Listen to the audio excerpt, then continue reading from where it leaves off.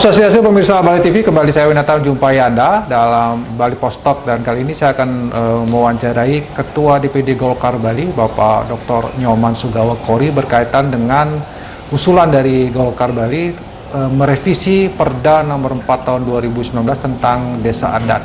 Dan tentu kita menarik untuk kita ulas apa yang menjadi dasar dari usulan revisi, karena ini perdanya baru diberlakukan sejak 2019.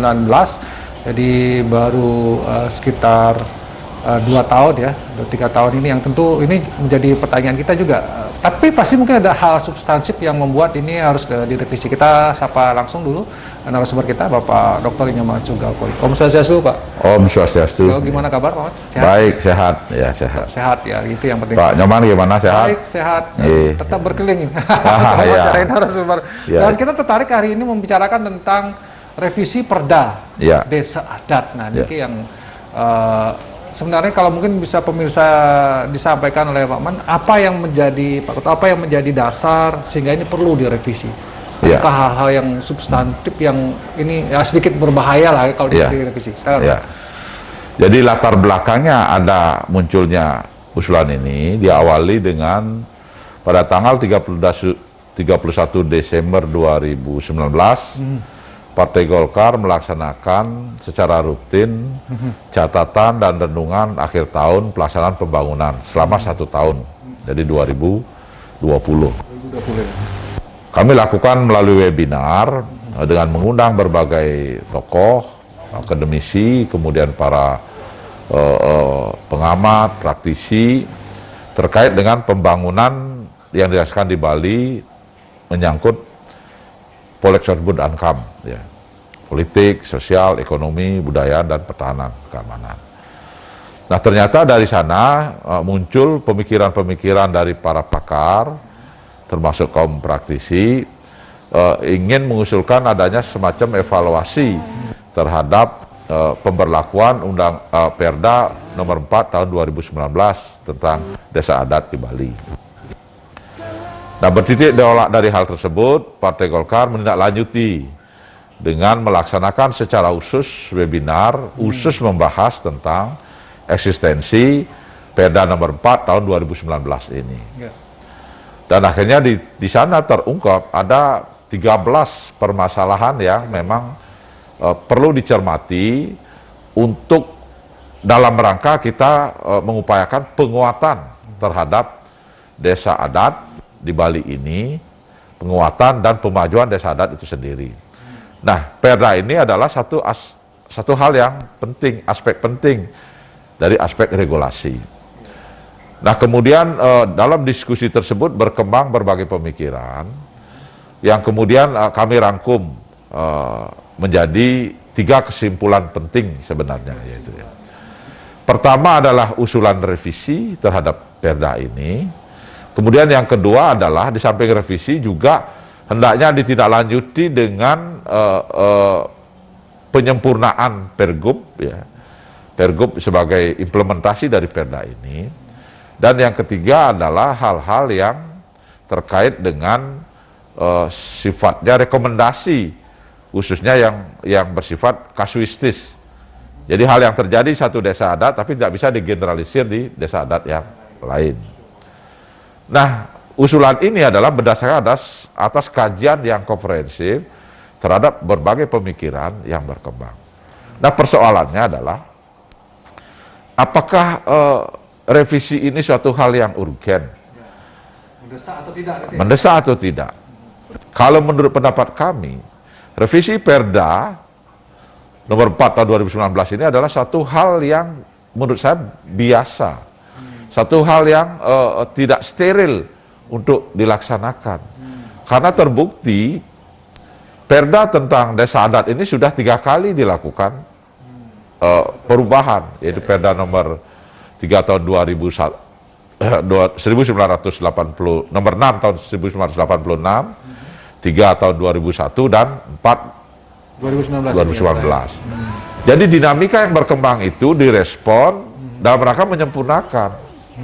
Nah, ketika kita menemukan hal-hal yang bersifat substantif dalam Perda ini, maka menurut pendapat kami suatu hal yang tidak tabu, Tidak tabu untuk untuk kita dilakukan lakukan revisi ini. gitu ya. Jadi itu yang menurut pendapat kami dari Partai Golkar. Baik, kalau kita bicara tentang tadi saya terkait dengan yang substantif dari Perda 4 nomor 2019 ini yang menjadi sorotan dari hasil webinar, Ya. hasil kajian, apa yang paling ya katakanlah dalam tanda kutip ini membahayakan nih kalau tidak segera direvisi gitu misalnya, Pak. ya. Apa yang Ya, jadi sebelum itu saya sampaikan inilah buku sudah dijadikan buku juga ya? Ya, sudah disusun untuk biar kalau hanya di media itu kan sifatnya sangat singkat ya, singkat, tidak komprehensif.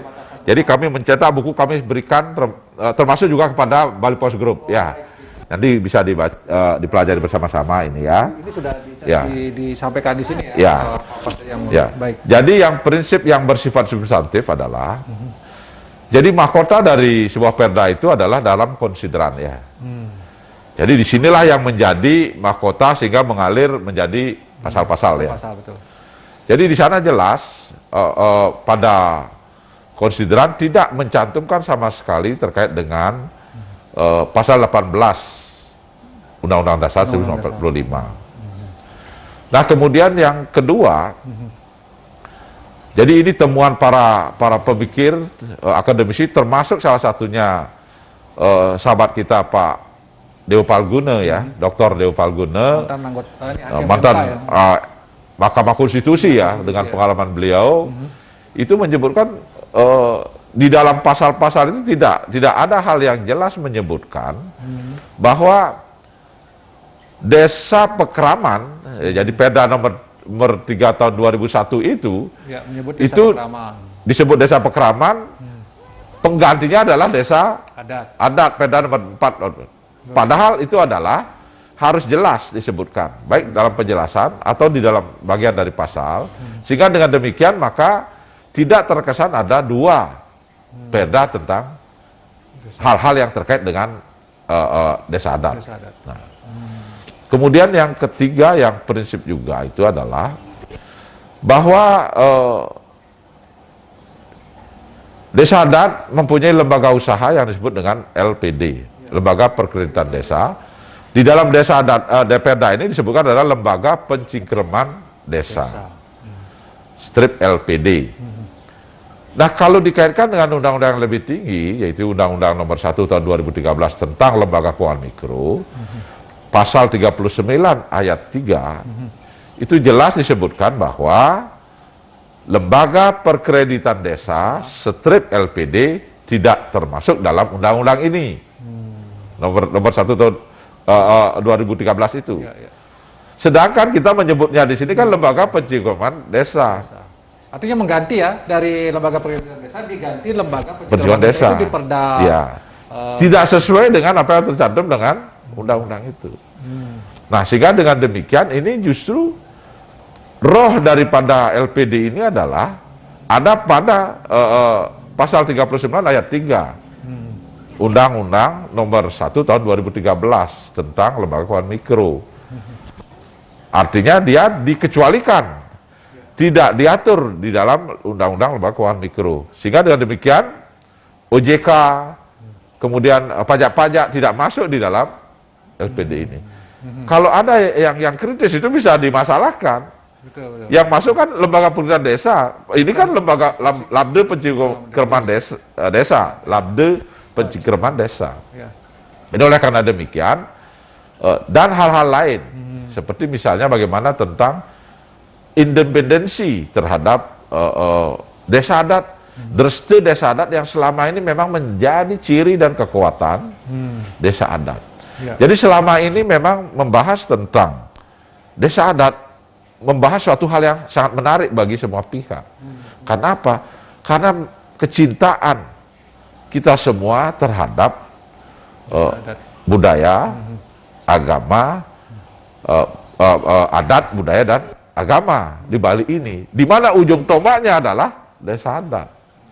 Sehingga dengan demikian kita memang mempunyai keinginan yang besar semua pihak agar betul-betul ini diamankan sebagai benteng terdepan itu. Pak Kalau kita bicara tentang Perda nomor 4 2019, apakah ini juga ada semacam ancaman terhadap otonomi desa adat di sini? Artinya dengan pemberlakuan undang-undang Perda ini ditakutkan nanti keotonomian, keindependensian dari desa adat itu akan hilang. Ada tidak dikaji sama? Ya, kekuatan desa adat selama ini sejak zaman sebelum tahun 1000 ya. Kemudian setelah Samuan III, kemudian setelah Majapahit ya, pada saat Majapahit, kemudian masa penjajahan dan masa kemerdekaan, kekuatan desa adat itu terletak pada independensinya. Jadi kekuatan mereka diayomi oleh derste di masing-masing desa adat itu. Nah, artinya mereka adalah independen. Nah, kemudian tetapi satu hal yang berkembang selama ini juga, sejak zaman dahulu, desa adat itu pasti berdampingan dengan kekuasaan. Kalau dulu zaman kerajaan ya raja-raja, kalau sekarang dengan pemerintah di kabupaten, bupati, di provinsi, gubernur. Jadi selalu berdampingan. Nah, hubungannya inilah yang harus ditata antara desa adat yang independen berdasarkan derste, kemudian dengan pemerintah daerah yang menjalankan fungsi-fungsi pemerintah daerah, termasuk menjalankan fungsi-fungsi pemerintah pusat. Oleh karena itulah maka di sini perlu diatur melalui sebuah regulasi, yaitu Perda ini. Nah, sekarang misalnya banyak yang terjadi itu bersifat kasuistis ya, seperti tidak mengikuti mengikuti musyawarah mufakat, SK-nya tidak dikeluarkan. Kemudian dananya tidak dikasih. Kemudian tidak mengikuti ya ada yang lebih ekstrim, tidak memilih satu calon tertentu, ya sama juga misalnya diancam dan dana tidak dikasih. Nah, ini harus dihilangkan ke depan. Tidak boleh, karena kalau itu yang terjadi. Perda ini diharapkan tetap menjaga keotonoman, independensi sebagai kekuatan dari desa adat. Dan desa adat sebagai ujung tombak dari pelestarian adat, agama, dan budaya Bali. Baik, Pak Ketua, kalau kita tadi bicara sudah itu, jadi akan diusulkan untuk revisi. Tapi sudah ada upaya ke arah sana, apa yang akan dilakukan? Apakah mungkin di DPR nanti, DPRD maksudnya, atau ada upaya untuk supaya bisa merealisasikan desakan lah katakan untuk revisi?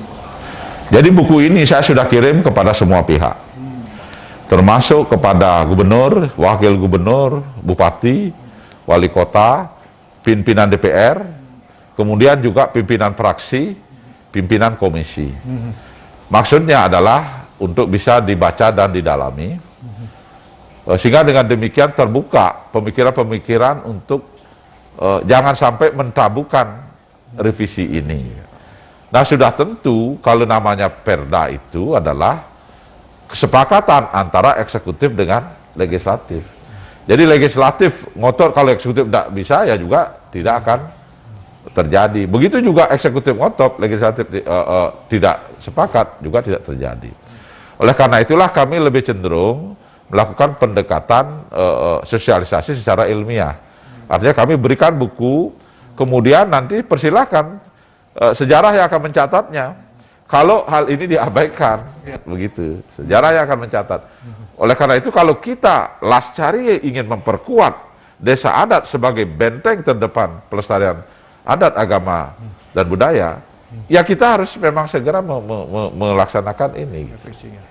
Baik, terima kasih Pak Ketua, Kang Awang. Ya, oh ya. Kita sudah mendapatkan gambaran dan kita juga sudah diberikan bukunya oleh Pak Ketua DPD Golkar Bali. Kemudian ini menjadi catatan penting kita juga bersama bahwa ya sekali lagi mungkin seperti yang disampaikan, Perda bukanlah suatu hal yang tabu untuk direvisi ketika mungkin ada hal penting, karena tujuannya adalah bagaimana memajukan, menguatkan desa adat, karena ini sangat penting bagi kita di masyarakat Bali.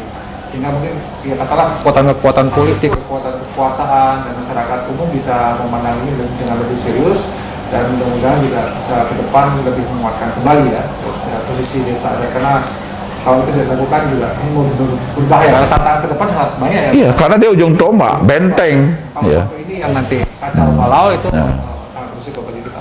Demikian Bali Post Talk kali ini, saya ucapkan terima kasih atas perhatiannya. Saya tutup dengan Om Santi. Om Santi. Om terima kasih, sampai jumpa. Ya.